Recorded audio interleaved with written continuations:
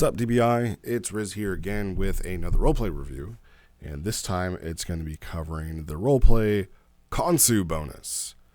And the characters in this are going to be Fusen and Koshoro. The type is a dialogue/drama.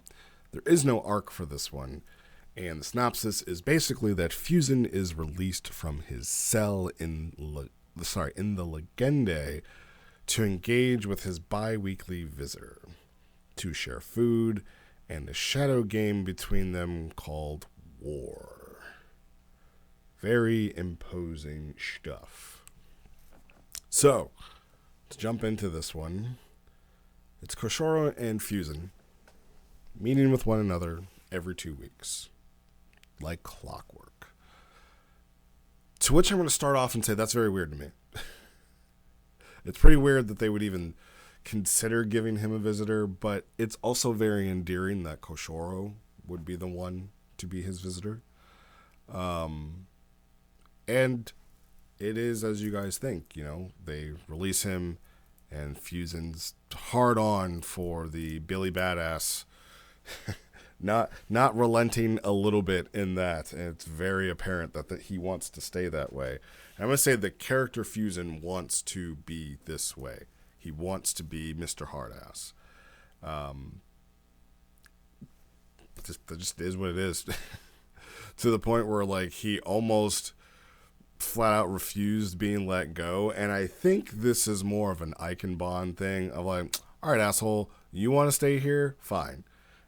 I feel like Ike was, and this may be just me reading into it, but he was like, you know what? You don't want to role play? You want to do this? Fine. Fuck it. I'm out.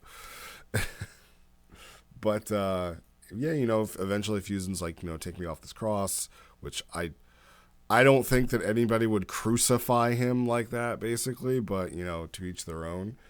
And they meet in this little room. And the image that I'm using is because this is what it reminds me of. It reminds me of, this was X-Men 2, where Magneto had been captured, but Xavier is the one that comes to visit him. And they just play a game of chess as they always used to, as friends. So it's give me that a little bit of light. It's what that kind of reminds me of, that these two would meet up every 2 weeks, talk a little bit.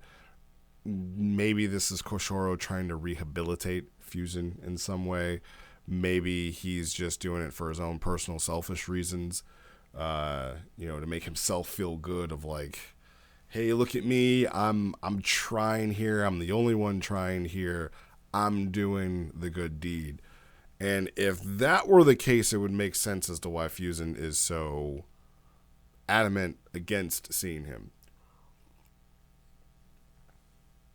It would make sense as to why he is so aggressive when it comes to him being let down, just to get a little bit to stretch his legs, do whatever. Or maybe it's just Koshoro's way of repenting for his own past sins, right?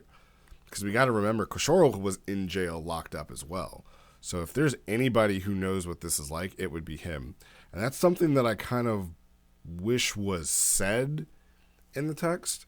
Of I really wish somebody would have come and visited me, or when I did have somebody come and visit me, it made me feel great, and that started me to think of hey, what I'm doing is wrong, maybe I should change, and it's because, that one person was there for me, and I want to be there for him. Or maybe Koshoro just really hates him, and he thrives off of that hatred. And seeing him every once in a while, I was just yeah, man, I really fuck that guy. Oh, God. I saw him again. I can feed off this hate for a little bit longer.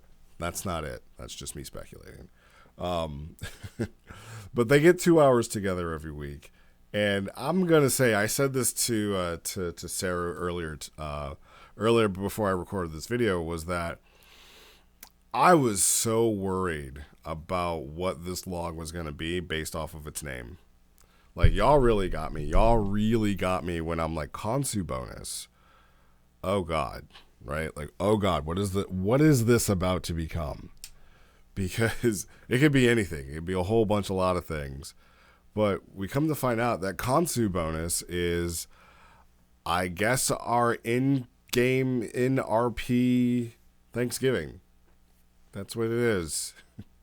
So Koshoro gets to bring Fusen some of his own Khonsubonus leftovers and tries to share a meal with them, to which instantly, Fusen's like, I hate this. This is such a terrible thing. I prefer Riz bonus, so for that. But it's kind of funny how we think that, or at least I did. I thought that not Khonsu, I thought that Fusen was just being, still being hard ass Billy Badass. But then we get to the actual story of what this means to him. And when we get to that, the game of war, it was interesting. It was fine, But I think we could have did without the card game, really. And I think that somebody wanted to do the card game. Somebody else wanted to do like this mental training and imaging. I don't know who wanted what, but the card game, while it was there, was like a distraction for the characters. It wasn't a distraction for the reader, for sure. I think it was a distraction for the characters while they were doing something else. But we basically have 3 acts and instances going on. So we have the act of them two sitting next to each other, and then they have the act of like the game, and then we have like the mental imaging of why this is so terrible. So they kind of do like the mental training that Krillin and Gohan do on the filler episodes on the way to Namek. And instead of it being just like this empty void space where they're sparring one another, Fusen kind of takes over this time. And instead of showing, I think he says he shows like, countless dead bodies and just these horrific scenes, he actually shows Koshoro a scene from a memory of his. And the memory is probably like the last Khonsubonus that Fusen got to have. And it's like back in time. Fusen's a young kid, and he's just sitting there with his adopted father, who's telling him, like, blow out these candles. And it's Fusen's birthday. And one thing that Koshoro effed up on is that after this is all said and done, he didn't wish Fusen happy birthday. He didn't do that. That was mean. We were just told that it was his birthday. Dropped the ball on that one, Coco. But yeah, it ends up being it's Fusen's birthday, and he's being told like, you can wish for anything, and he's like, all right, I wish for a puppy. He's like, you sure you don't want X, Y, and Z? No, I want a puppy. He's like, okay, he wishes for a puppy, and almost instantly the antagonist shows up, and I don't think this individual is named, but this adoptive father of Fusen's is either like an ex-cult member, which I'm feeling like he was, or just an associate of these people, and he is basically saying like, hey, like, you're not going to take this kid, and this is the duel of the fates. Literally the duel of the fates, right? I could go into a whole nother conversation about what that duel actually meant, but this is it. These two fight for the fate of this young child. And Koshoro gets to actually witness this and gets to see it. And what I loved in this part, this is why it's my favorite part, is that we get to see Fusen be human again. And I don't mean just in the physical sense. Like, he gets to have actual emotions, and he gets to still be his evil self, but we get to see him, like, it's hard for him to watch this again. Even though it's his own memory, even though he knows what's going to happen, he himself can't witness it. And I'm so glad that Saru chose to go that route rather than, trying to continue to push this indomitable, badass persona. Like, we get to actually see him as a person. We get to see him as a real character of someone who he's watching this and like he can't do anything. And like this is the moment that literally broke this child and made him who he is. And, you know, rather than like look, this is this and this is that and this is what made me who I am and it's not my fault. Like, he just stands there and he takes it because it's hard. Like, it's really hard to see your trauma play out.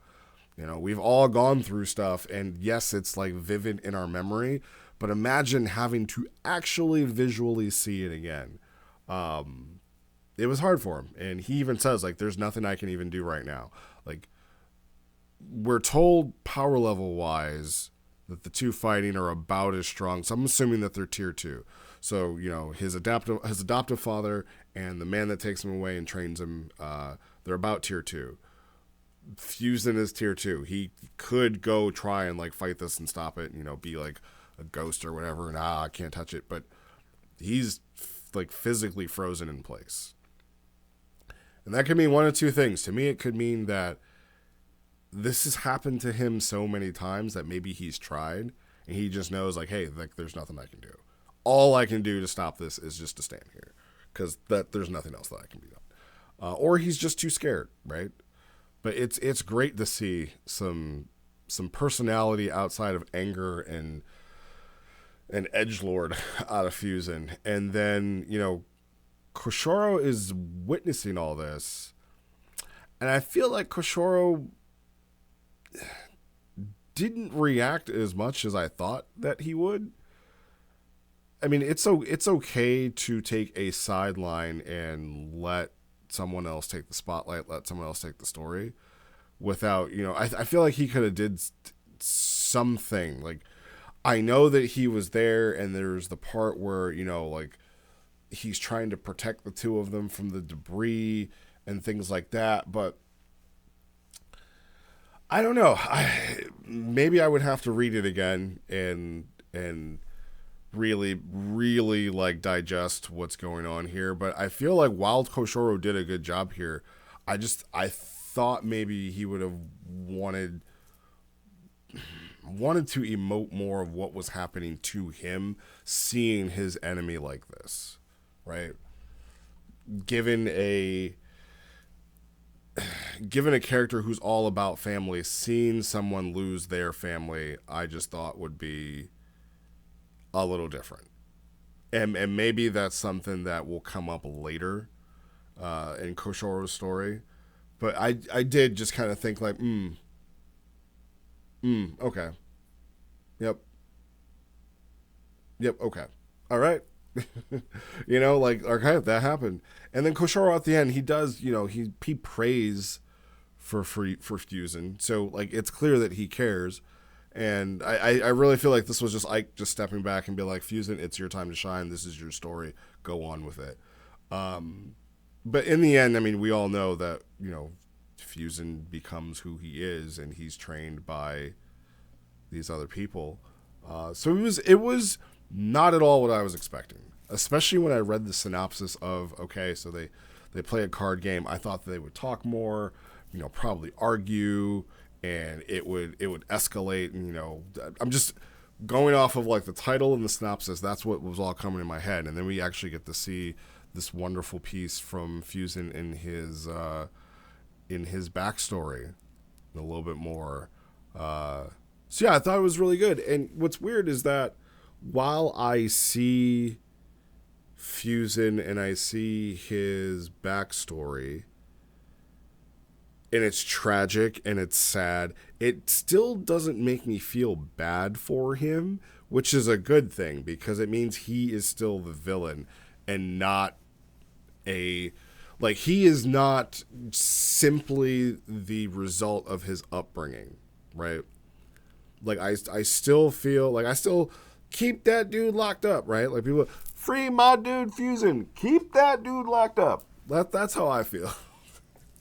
But it is good to see, like, there is a cause to it. There was a moment where he may not have been who he was. And maybe he was always destined to be that way, right? Maybe he was always going to be that way. But definitely it's a good thing to see, at least for me. Be damned of what I actually think about it and what I actually say, right? Like, role play the character as you will, and you definitely gave Fusen and Koshoro reds for this. Definitely gave them top marks and greens. And the reason they got reds is because this is character development. This is 2-part character development. This is character development for Fusen and for Koshoro. For Fusen, it's because we actually get to see who heavily influenced the outcome of him, and we also get to find out that like it's not just his belief personally. He's like been ingrained in a cult to think this way, right? And he's like the child of this evil prophecy. So yeah, that makes way more sense as to why he is the way he is.